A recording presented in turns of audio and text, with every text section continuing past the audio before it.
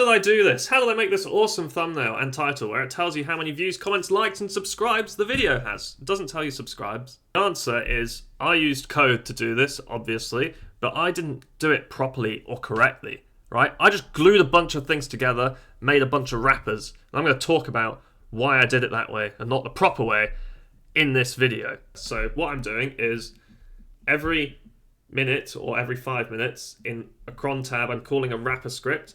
That wrapper script then gets data from the YouTube API about the video. Then that wrapper script extracts that data, assigns them to variables, generates a thumbnail, then it uploads that thumbnail and the new title to YouTube using the YouTube API. Then it logs that it's done that. Let me show you the script. So we set some variables first. This video ID will be changed to the one in the URL. This is currently my least viewed video, so hopefully none of you noticed me testing this. So it's an irrelevant video now, and so don't watch that or watch it. And then we change to the running directory. This is important for cron, so we don't have to specify full paths in bits like this, for example. And then we assign the output of this Python script, get data, into a file. So this is what it does here. So we're in this file here. This is what it does. The top declares some variables, including my API key, so I'm not going to show that. But all we do here is get ID from the video ID, which if I show you here, we pass in as a variable.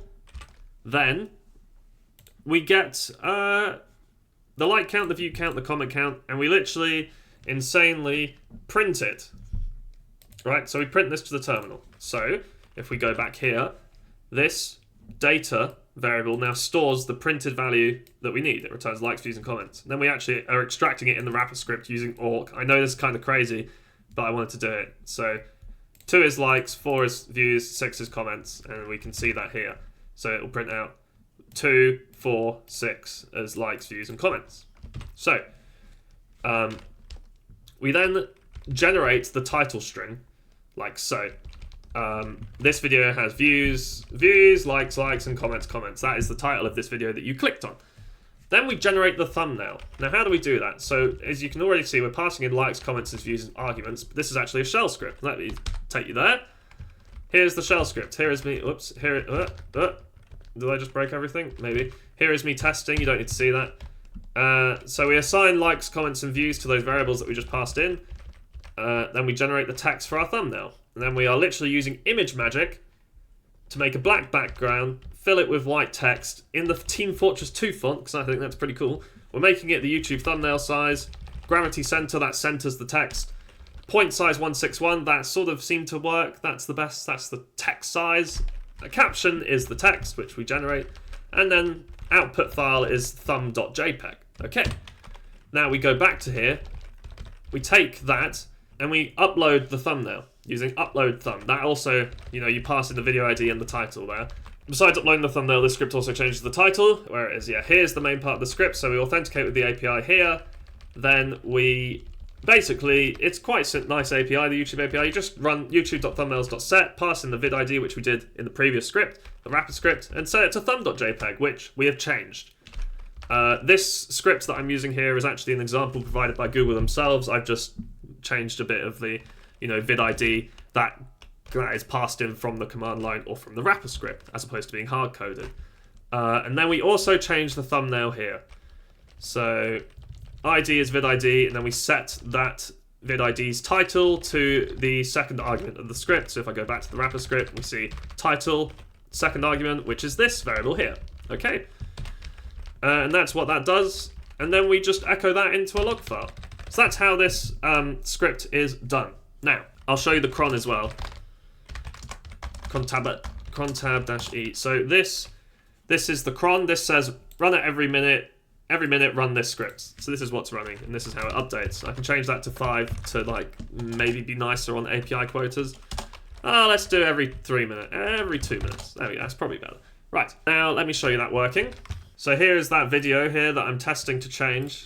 And here we go. And now I'm going to run that script and show you it update. So if I go /wrapper.sh, like so, it crashes for some reason because I've exceeded my quota. Well, that makes sense. That's because I've been running it in cron consistently for many days. So I can show you the log file. And it's ran a lot of times. Have I actually exceeded my quota? What is my quota? Ah.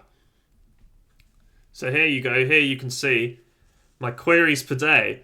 I only have to do 10,000. I've currently used over that. And that's because I'm running it every minute for a while. Okay, that's pretty cringe, Mark. I hope this doesn't charge me a bunch of money. Can't show you it working because I've exceeded my quota. Oops. But you obviously know what it looks like because you're watching this video, right? So, why did I choose to do it like this and not properly? So the main reason I wrote it this way is because I wanted to get this done quickly, right? I didn't really care about how nice it looked or whatever. I just wanted to get it done quickly. It's not that important, this code, right? This code, it's not going to run a Boeing's fly-by-wire, right? It doesn't need to be great. It doesn't need to be secure. It doesn't need to be fast. It needs to protect my API credentials, which it will do anyway, hopefully. You know, I don't care how quick it runs, but what I do care is how quick it was to write. And this took not very long to write. The reason why it didn't take long to write is because I used the tool I knew for the job, not necessarily the correct tool, which is why there's a mixture of Bash and Python in there. And I recommend you do this as well for small projects and tasks. You don't need to make him correct and perfect. Use what you know. Because at the end of the day, what is the correct tool for the job? You could go as far to say that the correct tool for the job is the thing that will do the job the best. Well, if you're writing like a web service, then what would be the best tool for that job? Why wouldn't you write everything just in assembly? Why wouldn't you even go ahead and write your own web server then? You know, the correct tool for the job, you can go so far down the rabbit hole there that it doesn't actually mean anything. So what I think you should do is use all the tools available use all the tools available to you, and don't follow the crowd and use what they use. Just you do you, you know what tools you like.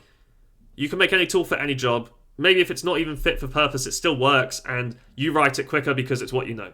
Okay? I'm not saying don't learn anything new. I am saying if you need something done and you want something done, use what you know. Don't bother learning a new tool for every single project. Alright? Now, I could have web scraped all that data for this project, but I used the YouTube API for it.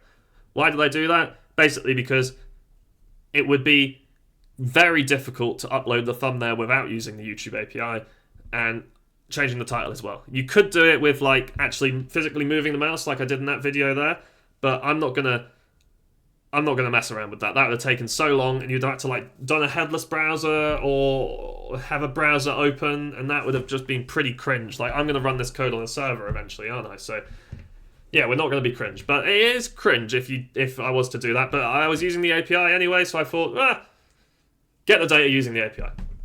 Now, the wrapper script massively simplifies everything and even serves as its own documentation. So you saw as I was showing you there, it shows each of the steps very, very simply. And so anyone can read that and now know what each step does, and then they can dive further into the code if they need to. It doesn't look intimidating from the wrapper side of things, and that's the main thing. It's super easy to deploy. I don't need to install any special server. I just copy all the scripts, add a cron, and it will work anywhere. Sure, I guess I need to install the Python programs and make sure there's ImageMagick installed because I'm using that to generate the thumbnail, but those are simple things if you're moving it to Linux, right? Which, I'm going to put it on the Linux server, I'm not going to put it on the Windows server, am I? So, yeah, that's basically it. Thought this was a cool little project, and yeah, there we go. So to conclude, don't use the right tool for the job, use the right tool for you, which may be the right tool for the job, depending on your definition. It's all a bit complicated, and I'm not really sure what I'm saying anymore, but hopefully some of that made sense. Lots of love. Bye.